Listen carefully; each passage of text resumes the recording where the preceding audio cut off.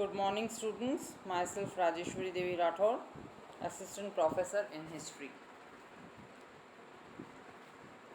मैंने अपने पिछले वीडियो में आपको संवैधानिक विकास विषय पर चर्चा की थी हमने, और उसमें हमने रेगुलेटिंग एक्ट और पिट्स इंडिया एक्ट किया था।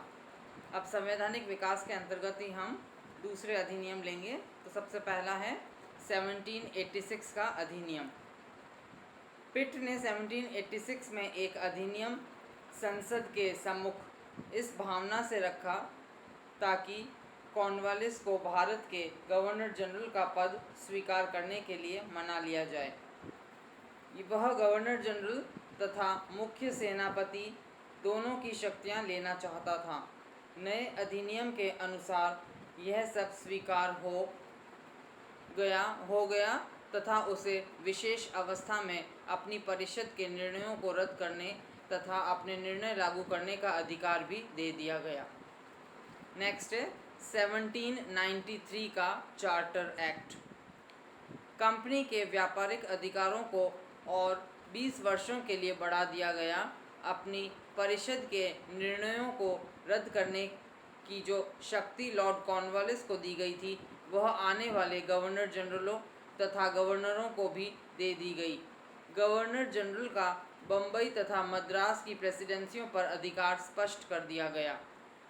अगला है 1813 का चार्टर एक्ट या द चार्टर एक्ट ऑफ 1813। जब 1813 में कंपनी के चार्टर की अवधि समाप्त होने को थी, तो इस विषय में बहुत वाद विवाद हुआ कि कंपनी के व्यापारिक अधिकारों को बढ़ाया जाए अथवा नहीं। कंपनी का भारतीय साम्राज्य इतना बड़ा हो गया था कि कंपनी के लिए ये संभव नहीं था कि व्यापारिक तथा राजनीतिक अधिकारी के रूप में कार्य कर सके। अतएव 1813 के चार्टर एक्ट द्वारा कंपनी का भारतीय व्यापार का एकाधिकार समाप्त कर दिया गया। यद्यपि उसके चीन के व्यापार का तथा चाय के व्यापार का एकाधिकार चलता रहा। 1813 के अधिनियम से नियंत्रण बोर्ड की अधीक्षण तथा निर्देशन की शक्ति को न केवल परिभाषित अथवा स्पष्ट किया गया, अपितु उसका पर्याप्त रूप से विस्तार भी किया गया। अगला है 1833 का चार्टर एक्ट या द चार्टर एक्ट ऑफ 1833। 1813 और 1833 के चार्टर एक्टों के बीच इंग्लैंड में बहुत से परिवर्तन हुए। देश में औद्योगिक क्रांति के कारण उत्पादन बहुत बढ़ गया था। सस्ती वस्तुओं के कारण देश का अपना जीवन स्तर ऊंचा हुआ था, और अब देश से वस्तुओं के निर्यात के कारण अनंत धन देश में आना आरंभ हो गया, जिससे लोगों ने एक नई स्वतंत्रता का अनुभव किया। अब वर्ग चेतना ने अंग्रेजी राजनीति को नई दिशा दी। देश में नए बुद्धिजीवी वर्ग ने मजदूरों के अधिकारों के लिए आंदोलन करना आरंभ कर दिया, और नई जागृति समकालीन साहित्यकारों ने अपने लेखों द्वारा जनता तक पहुंचाई। इस अधिनियम ने कंपनी को आगामी 20 वर्ष के लिए जीवन दान दिया और उसे महामहिम सम्राट तथा उसके उत्तराधिकारियों की ओर से भारत को प्रन्यास यानी ट्रस्ट के रूप में अपने नियंत्रण में रखने तथा प्रशासन करने की अनुमति दे दी गई। कंपनी के व्यापारिक अधिकार समाप्त कर दिए गए और उसे भविष्य में केवल राजनीतिक कार्य ही करने थे। इस अधिनियम द्वारा भारत के प्रशासन का केंद्रीकरण कर दिया गया। बंगाल का गवर्नर भारत का गवर्नर जनरल बना दिया गया। कानून बनाने की शक्ति का भी केंद्रीकरण कर दिया गया। 1833 के अधिनियम से भारत के संविधान में बहुत महत्वपूर्ण परिवर्तन आए। कंपनी के भारतीय चाय तथा चीन के व्यापार का एकाधिकार भी समाप्त कर दिया गया, अर्थात 1813 में आरंभ किया हुआ कार्य पूर्ण कर दिया गया। अब कंपनी को केवल प्रशासन पर ही अपने ध्यान को केंद्रित करना था। दासता को समाप्त करने तथा नियुक्तियों में भेदभाव को समाप्त करने की धाराएं भी बहुत महत्वपूर्ण थीं। नेक्स्ट है 1853 का चार्टर एक्ट या द चार्टर एक्ट ऑफ 1853। यह अधिनियम दो विरोधी विचारधाराओं के बीच एक समझौता था। जो लोग कंपनी को जारी रखना चाहते थे, इस बात से संतुष्ट थे कि कंपनी जब तक कि संसद ऐसा न चाहे कार्य करती रहेगी। जो लोग कंपनी की समाप्ति चाहते थे, उन्हें इस बात से संतोष था कि डायरेक्टरों की संख्या 24 से घटाकर 18 रह गई थी, जिनमें से 6 क्राउन द्वारा मनोनीत किए जाते थे। नेक्स्ट अगला है, भारत शासन को अधिक अच्छा बनाने के लिए 1858 का अधिनियम, the act for the better government of India 1858। 1853 के एक्ट में स्पष्ट कर दिया गया था कि कंपनी को भारतीय प्रदेश तथा राजस्व को क्राउन की ओर से प्रन्यास के रूप में रखना था और किसी निश्चित अवधि के लिए नहीं, अपितु जब तक संसद न चाहे तब तक। इस प्रकार क्राउन जब चाहे कंपनी से यह प्रशासन अपने हाथ में ले सकता था। 1857-58 की घटनाओं ने इस मांग को कि व्यापारिक कंपनी को राजनीतिक शक्ति के रूप में जारी नहीं रखना चाहिए और भी शक्ति प्रदान की। अब इस मांग को ठुकराना संभव नहीं था और जब यह अवसर आया तो क्राउन को न केवल वास्तविक रूप से ही अपितु वैधानिक रूप से भी भारत का नियंत्रण हाथ में लेना पड़ा। इस अधिनियम के अनुसार भारत का शासन साम्राज्य की ओर से एक मुख्य राज्य सचिव, जिसे अब भारत राज्य सचिव secretary of state for India की संज्ञा दी गई, को चलाना था और उसकी सहायता के लिए 15 सदस्यों वाली एक परिषद बनाई गई। 1784 के पिट इंडिया एक्ट के द्वारा लागू दोहरी शासन व्यवस्था समाप्त कर दी गई।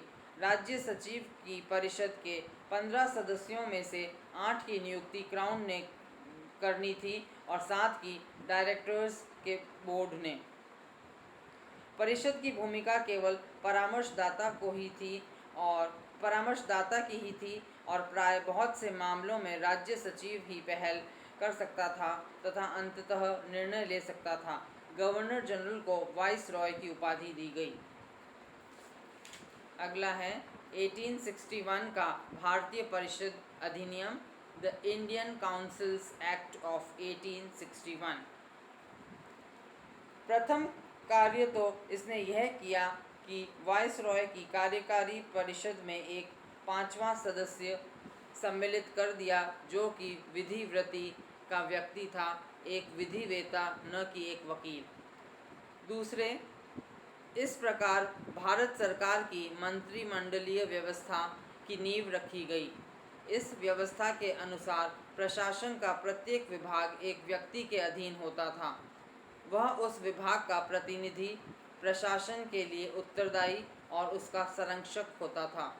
इस प्रणाली के अधीन साधारण मामलों में वह सदस्य स्वयं ही निर्णय ले लेता था और केवल अधिक महत्वपूर्ण मामले ही वह गवर्नर जनरल के सम्मुख रखता था और उसके परामर्श से निर्णय करता था। समस्त परिषद के सम्मुख केवल अब नीति संबंधी मामले ही आते थे। निश्चय ही नई प्रणाली अधिक सफल थी और जॉन स्टुअर्ट मिल जैसे विद्वानों ने भी इसकी मुक्त कंठ से प्रशंसा की। तीसरे, कानून बनाने के लिए वाइसरॉय की कार्यकारी परिषद में न्यूनतम 6 और अधिकतम 12 अतिरिक्त सदस्यों की नियुक्ति से उसका विस्तार किया गया। इन्हें वाइसरॉय मनोनीत करेगा और वे 2 वर्ष तक अपने पद पर बने रहेंगे। इनमें से न्यूनतम आधे सदस्य गैर सरकारी होंगे। चौथा, इस अधिनियम के अनुसार बम्बई तथा मद्रास प्रांतों को अपने लिए कानून बनाने तथा उनमें संशोधन करने का अधिकार पुनः दे दिया गया। तथापि इन प्रांतीय परिषदों द्वारा बनाए कोई भी कानून उस समय तक वैध नहीं माने जाएंगे जब तक कि वह गवर्नर जनरल की अनुमति न प्राप्त कर ले। परंतु कुछ मामलों में, विशेषकर टंकन संबंधी, डाक, तार, समुद्री तथा सैनिक मामलों में गवर्नर जनरल की पूर्व अनुमति प्राप्त करना आवश्यक था। ऐसी विधान परिषदें बंगाल, उत्तर पश्चिमी प्रांत तथा पंजाब में 1862, 1886, 1897 में क्रमशः इसी एक्ट के अनुसार स्थापित की गईं। पाँचवां, गवर्नर जनरल को संकटकालीन अवस्था में विधान परिषद की अनुमति के बिना ही अध्यादेश जारी करने की अनुमति दे दी। ये अध्यादेश अधिकाधिक 6 मास तक लागू रह सकते थे। नेक्स्ट है 1892 का भारतीय परिषद अधिनियम, यानी इंडियन काउंसिल्स एक्ट 1892। इस अधिनियम में केवल भारतीय विधान परिषदों की शक्तियां, कार्य तथा रचना की ही बात कही गई थी। केंद्रीय विधानमंडल के विषय में यह निश्चय हुआ कि अतिरिक्त सदस्यों की संख्या कम से कम 10 हो तथा अधिक से अधिक 16 हो। इस अधिनियम में यह भी सुझाव था कि परिषद में कम से कम 40% लोग गैर सरकारी होने चाहिए। चुनाव का सिद्धांत सीमित रूप से स्वीकार कर लिया गया था। विधानमंडल के सदस्यों के अधिकार भी 2 क्षेत्रों में बढ़ा दिए गए। 1892 का भारतीय परिषद अधिनियम 1861 के अधिनियम से उन्नति की ओर एक कदम था और ऐसा होना भी चाहिए था। इस अधिनियम से विधान मंडलों के कार्य विस्तृत कर दिए गए। सदस्य प्रश्न पूछ सकते थे और इस प्रकार कार्यकारिणी से जो सूचना चाहे प्राप्त कर सकते थे। चालू वर्ष के लिए वित्तीय विवरण तथा अगले वर्ष के लिए बजट सदन के सम्मुख प्रस्तुत किया जाता था।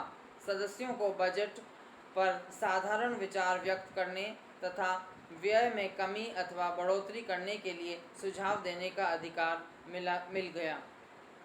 इस अधिनियम में चुनाव प्रणाली का स्वीकार करना यद्यपि निहित था, स्पष्ट नहीं, एक अत्यधिक वैधानिक महत्व की बात थी। यद्यपि प्रतिनिधि सरकार बहुत दूर की बात थी, फिर भी कुछ न कुछ आरंभ तो हो ही गया था। इस अधिनियम में बहुत सी त्रुटियां थीं, जिसके कारण भारतीय राष्ट्रवादी इससे असंतुष्ट रहे।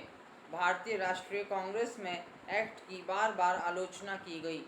आलोचकों ने टेढ़ी मेढ़ी निर्वाचन पद्धति की बहुत आलोचना की। परिषदों को बजट पर कोई विशेष अधिकार नहीं दिया गया था। चुनाव के नियम बहुत ही असंतोषजनक थे। कुछ वर्गों को कोई प्रतिनिधित्व नहीं मिला था और कुछ को अत्यधिक। निष्कर्ष के रूप में हम यह कह सकते हैं कि 1892 का अधिनियम यद्यपि कांग्रेस की मांगों से बहुत ही कम था, फिर भी यह जो पहले व्यवस्था थी उससे बहुत अच्छा था। प्रतिनिधियों के चुनाव तथा विधान मंडल को कार्यकारिणी पर थोड़ा बहुत नियंत्रण देकर इस अधिनियम ने संसदीय उत्तरदायी सरकार के आरंभ करने के लिए मार्ग निर्माण किया। तो ये था हमारे एक्ट संवैधानिक विकास के अंतर्गत। अब अगली बार हम लेंगे 1909 का एक्ट या भारतीय परिषद एक्ट 1909।